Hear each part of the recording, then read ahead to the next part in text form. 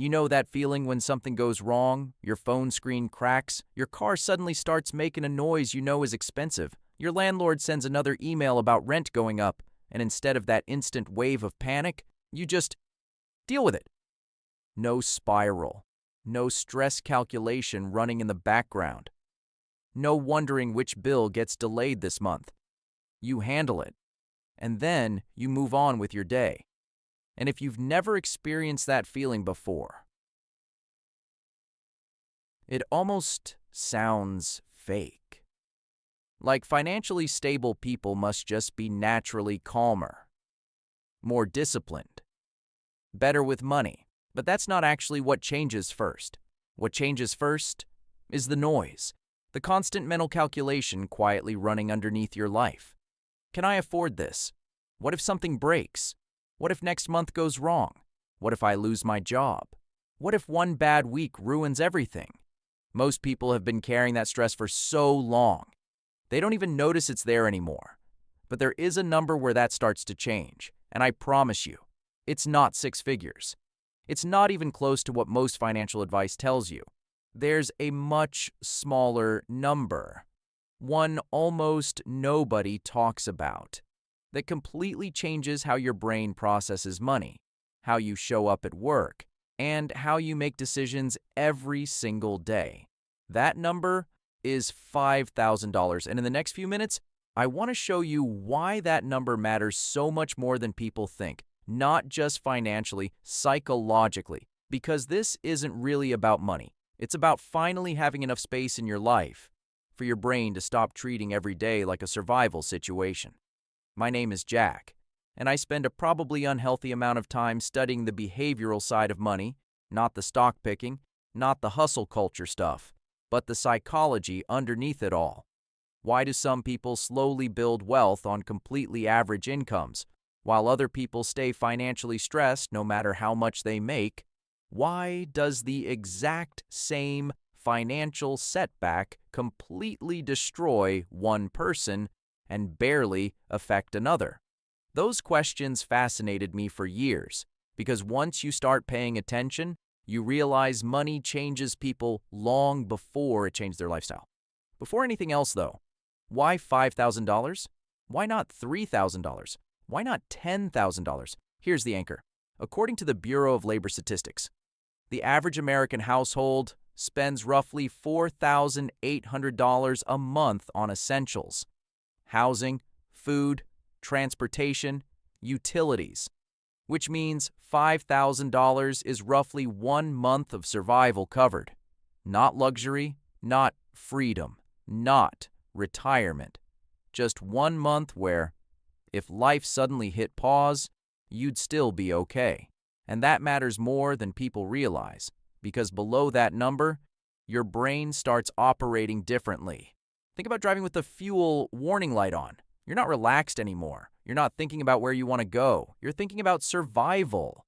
Which road uses less gas? Can I risk taking a detour? Should I turn the AC off? That tiny warning light changes the way you think. And that's exactly what financial scarcity does to the brain. Every decision becomes filtered through one question. Do I have enough? Should I fix the car? Should I go to the dentist? Can I risk asking for a raise?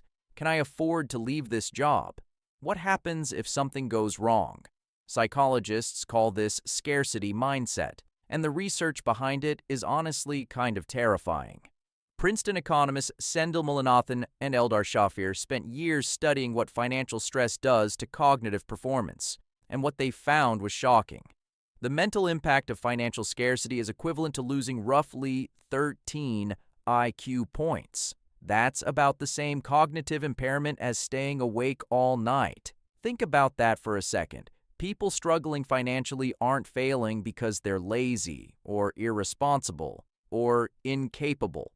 They're trying to make long-term decisions with a brain stuck in short-term survival mode. And once you understand that, so much of modern financial advice starts sounding ridiculous.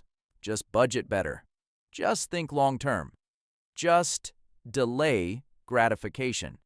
Okay, but how exactly are you supposed to think long-term when your nervous system thinks you're under threat right now?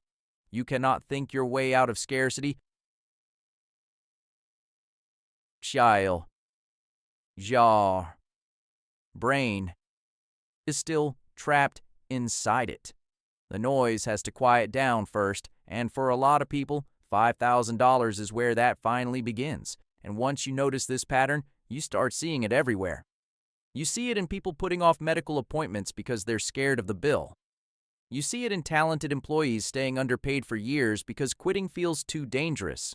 You see it in people staying in relationships they already know aren't healthy because surviving alone suddenly feels financially impossible. Scarcity shrinks your world, not because you're weak, because survival mode trains your brain to protect what you already have, instead of risking anything for something better. And then there's something else nobody talks about enough: the emergency tax. When you don't have savings, everything becomes more expensive. Not sometimes, constantly. The emergency tax is what urgency costs you when you don't have options. It's the credit card interest because your timing was off. It's the payday loan with the insane APR. It's the late fee because your paycheck landed 3 days too late. It's paying full price to fix the car because you can't afford to wait. Poor people don't just have less money. They get charged more for being in survival mode. And the brutal part is, the less money you have, the more expensive life becomes. Imagine two people making the exact same income. One has no savings. One has a $5,000 buffer. Both of their cars break down. The first person needs it fixed immediately, so they pay whatever the mechanic says. Maybe it goes on a credit card. Now interest starts stacking too. The second person, they wait 2 days, get another quote, order the cheaper part online, pay cash, move on. Same problem, same income. Completely different outcome, because one person had something the other didn't. Options. That's what savings really buy you. Not status, not luxury, options. And once you finally create that first buffer, something strange starts happening. Momentum. At first, saving money feels painfully slow. You're putting away $200 here, $500 there, and it barely feels like anything is changing. Which is exactly why most people quit before compounding ever gets a chance to work, because compounding is invisible in the beginning. Human beings are wired for immediate rewards. Compounding rewards patience. That's why the first $5,000 feels so difficult. You're pushing before the engine starts. But once momentum finally kicks in, the math starts becoming unbelievable. $5,000 invested at 8% annually generates around $400 a year on its own. Not life-changing yet, but it's moving. Then $25,000 generates roughly $2,000 a year. Then $50,000 generates around $4,000 annually. While you sleep. And eventually, if you stay consistent long enough, you hit numbers that completely change how you see money. At around $400,000 invested, an 8% annual return produces roughly $32,000 a year. Think about how insane that actually is. That's almost a full-time income, created entirely from time and patience. You didn't work extra hours for it. You didn't build a massive company. You just stopped interrupting the process long enough for compounding to finally become visible. That's the part nobody tells you early on. The effort doesn't scale equally with the outcome. The first few thousand feel brutally difficult. The later growth feels almost unfair. And somewhere in the middle of all this, your identity starts changing too. Because saving your first $5,000 from zero isn't just a math achievement. It's behavioral proof. You prove to yourself, repeatedly, that your future mattered more than immediate comfort. And eventually, the identity shifts. You stop being someone who's trying to save money.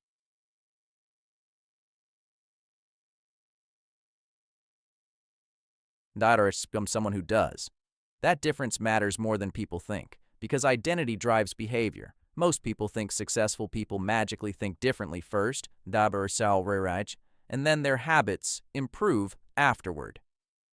Usually, it's the opposite. Behavior changes first, then identity catches up. You save consistently for long enough, and eventually your brain starts accepting, oh, this is who I am now.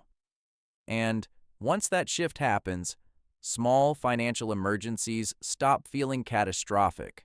A $400 repair stops feeling like the end of the month. An unexpected bill becomes annoying instead of terrifying. Your nervous system finally stops treating every inconvenience like a threat, and that's when opportunities start becoming visible again. A friend of mine spent 4 years underpaid at the same company. Smart guy, hard worker, completely trapped psychologically, not because he lacked skill, because he lacked runway. Every time he thought about negotiating or applying somewhere else, his brain immediately went to survival. What if it goes badly? What if I lose stability? What if I can't recover? Then he slowly saved around $5,000, and something changed. Not his resume, not his talent, his posture. He finally asked for the raise, and they gave it to him, 12%. Later, he told me the weirdest part wasn't even the money. It was realizing how much fear he'd been carrying into every conversation before that. That's what savings do psychologically. They change what no costs you. And once walking away becomes possible, you stop negotiating from desperation. That's power. Not flashy power, quiet power. The kind where your employer no longer controls your emotional state quite as much. The kind where one bad week at work doesn't feel existential anymore. And ironically, people often perform better once they stop feeling trapped. Because fear creates hesitation. Fear makes people small. But clarity changes the way people respond to you.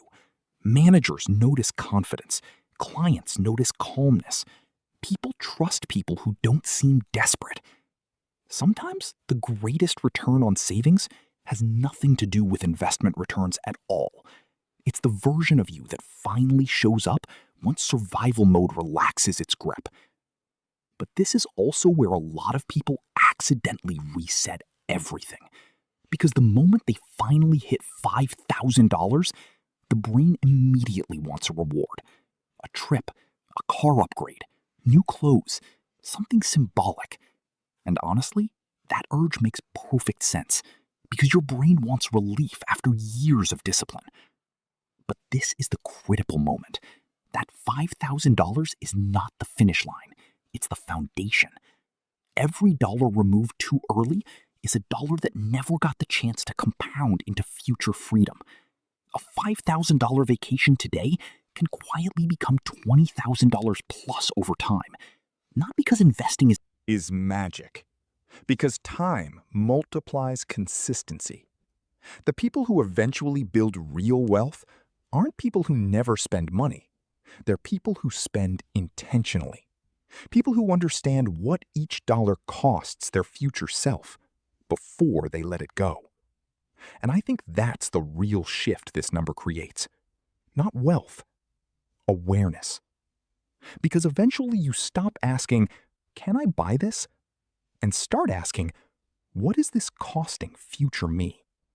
That's a completely different relationship with money. And honestly, that's the relationship that changes everything. Because at the beginning of this video, I asked you about a feeling. That moment when something breaks, and instead of panic, you just handle it. No spiral, no fear, no survival calculation running quietly in the background. Just calm. That feeling has a name.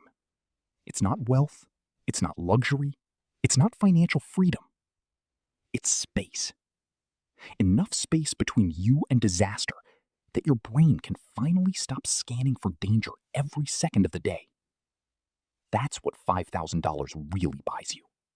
Not status, not impressing people, not looking rich online. Just enough room to breathe again. And once you've experienced that feeling even once, you realize something important. The goal was never really money. The goal was peace. The kind where your life finally feels like it belongs to you again. And if you're starting from zero right now, that's okay. Seriously. Everybody who eventually became financially stable started with a first dollar saved, then a second, then 100, then momentum, and eventually, silence. If this shifted something for you, subscribe, and I'll see you in the next one.